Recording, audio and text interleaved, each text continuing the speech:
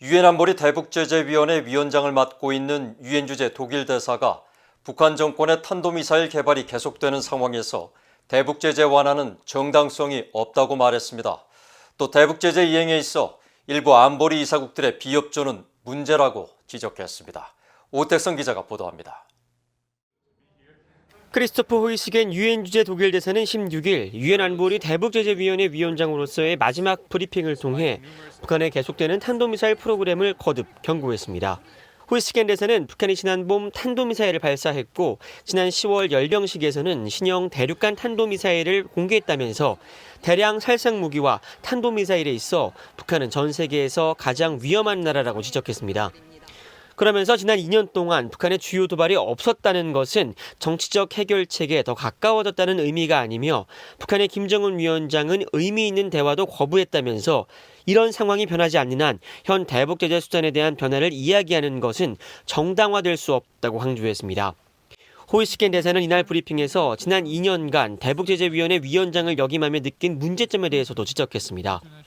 제재위가 개인과 기관 등에 대한 충분한 제재 위반 증거를 갖고 있었음에도 신규 대북 제재를 지정하지 못한 것과 안보리가 결의 2397호를 통해 북한 노동자들의 송환을 명시했지만 많은 나라들이 제대로 이행하지 않은 것을 지적하며 각국의 책임을 강조한 겁니다.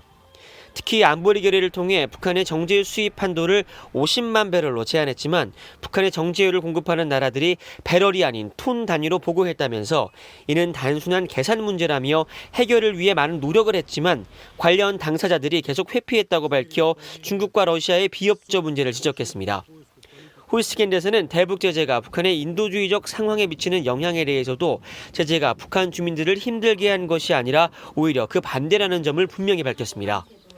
대북제재위는 지난 2018년 중반부터 75개 인도주의 단체의 대북 지원에 대한 제재 면제를 승인했다면서 특히 최근 안보리 내 대북제재 이행 안내서 개정을 통해 제재 면제 기간을 6개월에서 9개월로 연장하는 등 지원 단체들의 우려사항을 적절하게 해결해왔다고 설명했습니다.